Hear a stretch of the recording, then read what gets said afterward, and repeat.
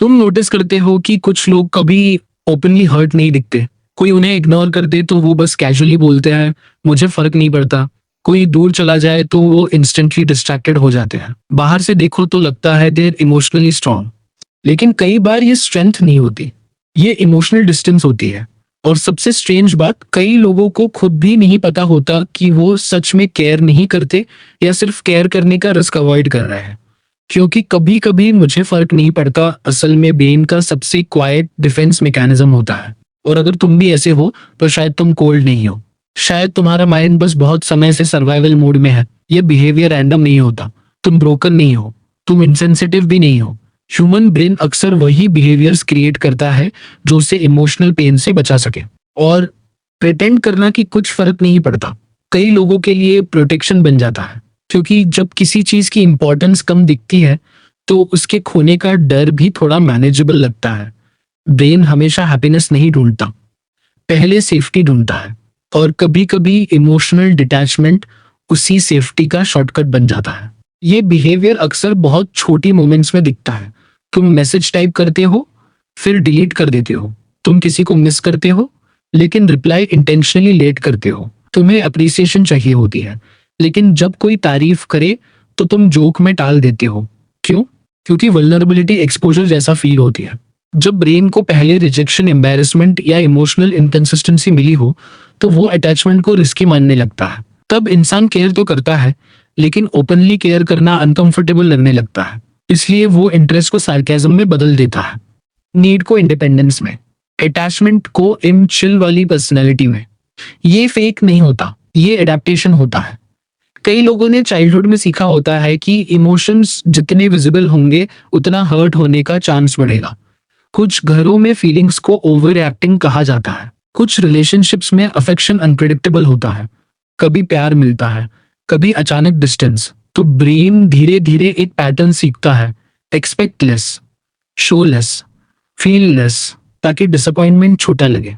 इसीलिए कुछ लोग इमोशनली लो मेंटेनेंस दिखते हैं।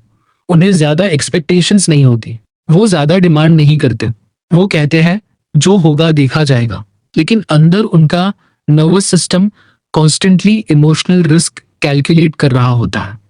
कौन स्टे करेगा, कौन चेंज हो जाएगा, कौन धीरे धीरे अनइंटरेस्टेड हो जाएगा। और इंटरेस्टिंग बात यह है कि कई बार ये लोग सबसे ज्यादा ऑब्जर्वेंट होते हैं। उन्हें छोटी चेंजेस नोटिस होती है, टोन, टाइमिंग, एनर्जी। बस फर्क इतना है वो रिएक्ट कम करते हैं क्योंकि रिएक्शन उन्हें एक्सपोजर जैसा फील होता है। और यही रीजन है कि मॉडर्न लाइफ में ये बिहेवियर और कॉमन हो गया है। आज हर चीज टेम्पररी लगती है, conversations temporary, attention temporary, relationships temporary. तो लोगों ने खुद को इमोशनली लाइट वेट बनाना शुरू कर दिया, कम अटैच होना, कम एक्सपेक्ट करना, कम रिवील करना, ताकि अगर कुछ खत्म हो जाए तो रिकवरी फास्ट लगे।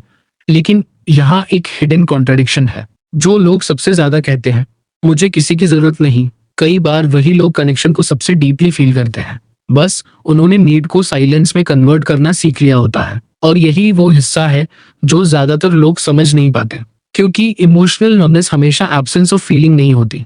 कई बार वो ओवरलोडेड फीलिंग होती है जिसे ब्रेन टेम्पररी म्यूट कर देता है। जैसे फोन बहुत गर्म हो जाए और सिस्टम कुछ फंक्शंस बंद कर दे। ब्रेन भी ऐसा ही करता है। जब इमोशंस बहुत अनप्रेडिक्टेबल लगे तो वो इंटेंसिटी कम कर देता है ताकि सिस्टम स्टेबल रहे। और इस पॉइंट पर बिहेवियर आइडेंटिटी बनना शुरू हो जाता है।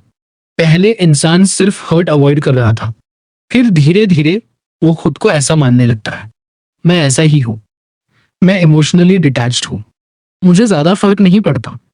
लेकिन सच ये है, आइडेंटिटी अक्सर रिपीटेड प्रोटेक्शन पैटर्न से बनती है और समय के साथ यही बिहेवियर इवॉल्व भी होता है। टीनेज में ये रिबेलियन जैसा दिख सकता है, व्हाटएवर, डोंट केयर।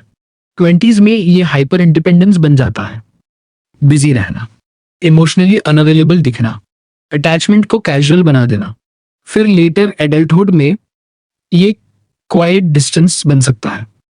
इंसान प्रेजेंट तो रहता है लेकिन पूरी तरह इमोशनली विजिबल नहीं होता।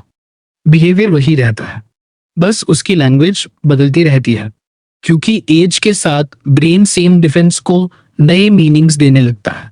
और शायद यही सबसे ह्यूमन बात है, हम सिर्फ हैबिट्स कैरी नहीं करते, हम पुराने इमोशनल सर्वाइवल सिस्टम्स कैरी करते हैं।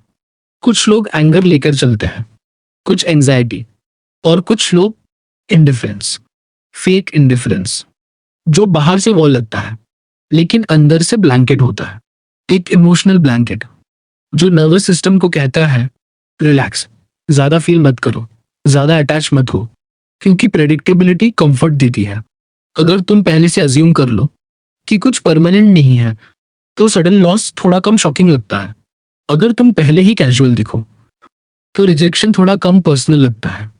अगर तुम बोल दो मुझे फर्क नहीं पड़ता तो शायद तुम्हें खुद अपनी फीलिंग्स एक्सप्लेन नहीं करनी पड़ेंगी। और ब्रेन को यही चाहिए होता है, less chaos, less exposure, more control. इसलिए कई लोगों के लिए इमोशनल डिटैचमेंट एक फैमिलियर रूम जैसा फील होता है, थोड़ा अकेला, थोड़ा क्वाइट, लेकिन प्रिडिक्टेबल। और ह्यूमन माइंड अक्सर फैमिलियर पेन चुनता है अनफेमिलियर वल्नरेबिलिटी से पहले। तो अगर तुम कभी ऐसे रहे हो जहां तुमने केयर किया लेकिन दिखाया नहीं, जहां तुमने किसी को मिस किया लेकिन कैजुअली एक्ट किया, जहां तुमने खुद को कन्विंस किया कि मुझे फर्क नहीं पड़ता सिर्फ इसलिए ताकि हर्ट मैनेजेबल लगे, तो शायद तुम्हारे अंदर कुछ रॉन्ग नहीं है।